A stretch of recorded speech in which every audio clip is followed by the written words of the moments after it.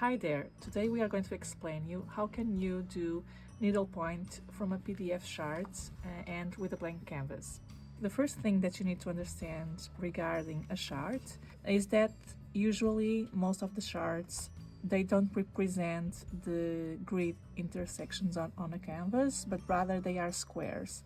So what you need to know, or the main thing that you need to know, is that a square in a chart will always represent an intersection on the canvas. So basically, when you have to count in a chart, what you will do is that you are going to count the intersections.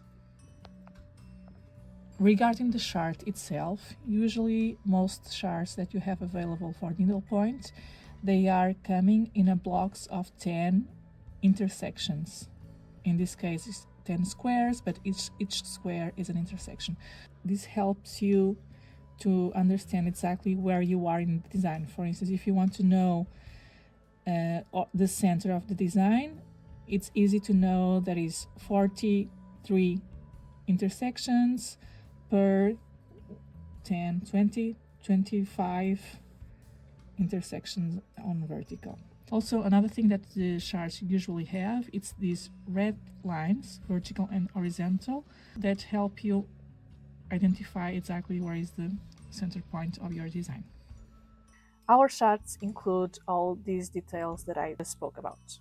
The next thing that you are going to learn is how to map your chart into the canvas that you have to stitch. This design in particular, it's for a clutch insert and it measures 10.17 centimeters.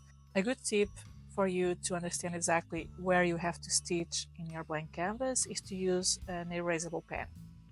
So what we are going to do is measure the canvas that we have here and then mark it, the areas that we need to stitch with a pen so that it's very easy to know exactly where we need to start, and also calculate the margin that you have in a blank canvas to be able to stitch comfortably.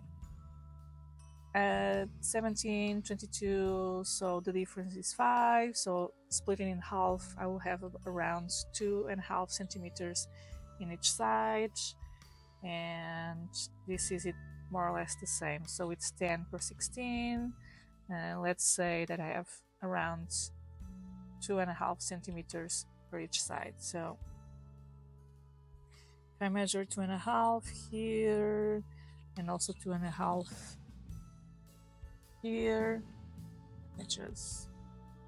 this doesn't need to be extremely accurate because you always have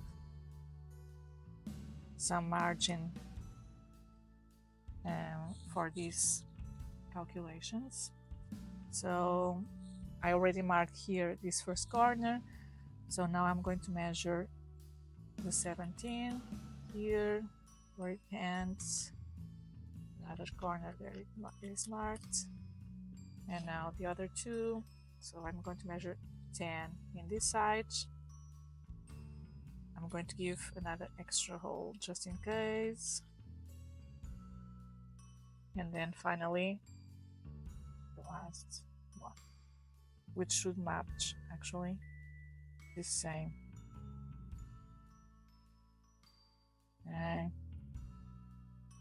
Okay, so let me start on this one. Okay, so I already know exactly where should I stitch.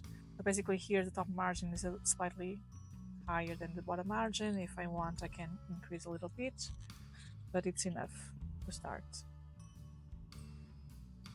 So now the next step is to understand where you should start stitching.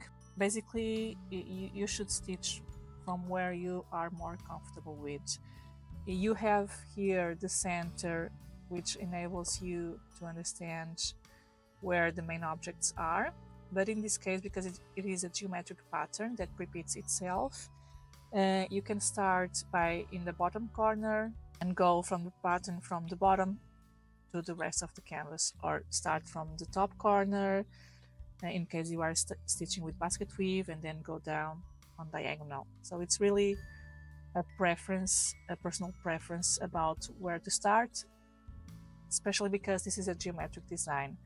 In a more abstract design where you have different objects and you are not working with a pattern, then you should start by a reference point that it's very easy to locate in the design and reflect it on the canvas, and then start from that element onwards through the rest of the canvas.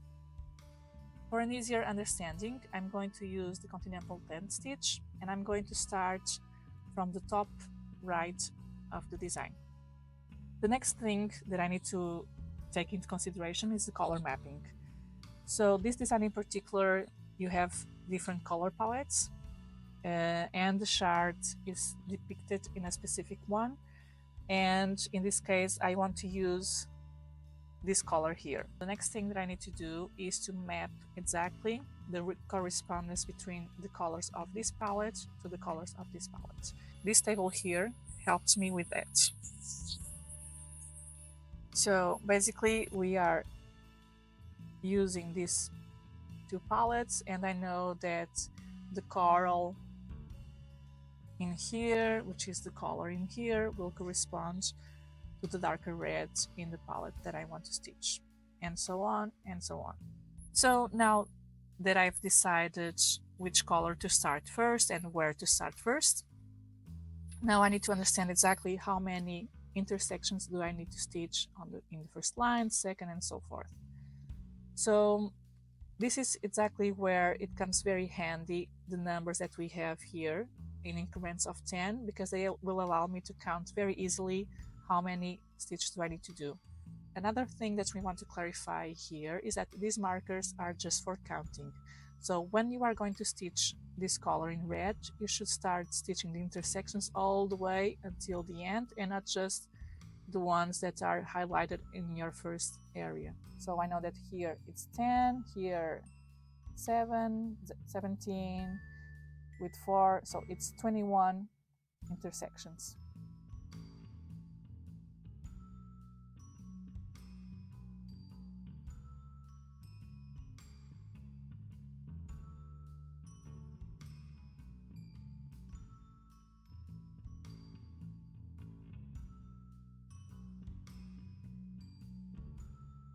Now the first line is done, and to understand exactly how many intersections you need to stitch on the second and the third and so on, you don't need to count everything from the beginning until the end.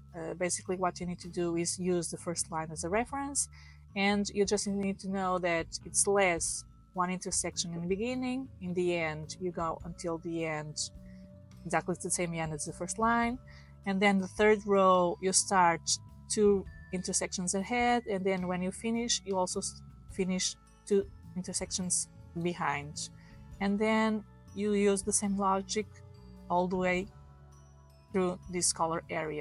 So you don't need to count all the intersections that you need to stitch, and basically what you will do is use the references that you already have stitched as a reference point.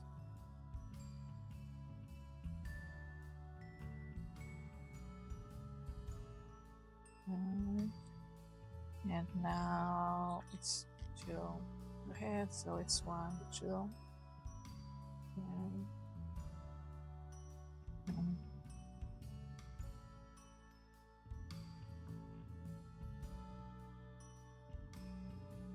another tip that we have for you is that in order for you to understand exactly how many rows have you stitched, and avoiding having to count exactly how many rows you have in the canvas and how many rows do they represent in the chart, is that you can scratch them on the paper. So I already stitched 1, 2, 3, 4, 5 rows, so I will scratch 1, 2, 3, 4, 5.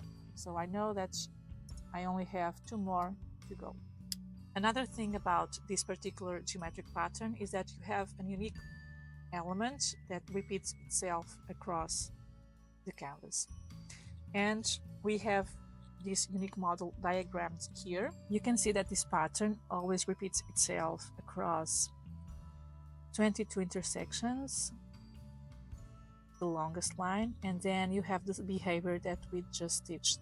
It's like a 1, 2, 3, 4 stairs of 2 intersections, and then 1 staircase. And this is exactly the same pattern that you have on the other side. This area stitched here will be exactly the same stitch here. So you will be able to identify many reference points while you are stitching. Let me give you another example. This is another geometric pattern that we have in our collection, and it behaves exactly the same way, where you have a unique element that is repeated across the design. Let's pick up this color here. You know that the pattern is to repeat the same object across a diagonal, like this area here. So when you are stitching this particular area here, you don't need to count exactly until the end of how many columns you will need to do or how many rows you will need to stitch, because you have a reference on the other side that is already stitched that tells you that you need to stitch until up this mark and then go and make the stairs, diagonal stairs that you need to stitch right here. Here you already have this area stitch here that will mark your limits of the green area that we need to stitch here. But if you didn't have this area stitched, it will be easy anyway to understand exactly where to stop. You just need to understand exactly how the pattern behaves in the areas that you already have stitched. So you don't need to count every single intersection that you are doing. Hopefully now, with these explanations and tips and tricks that we just gave you, you will feel more confident in trying needlepoint from a PDF chart. Happy stitching!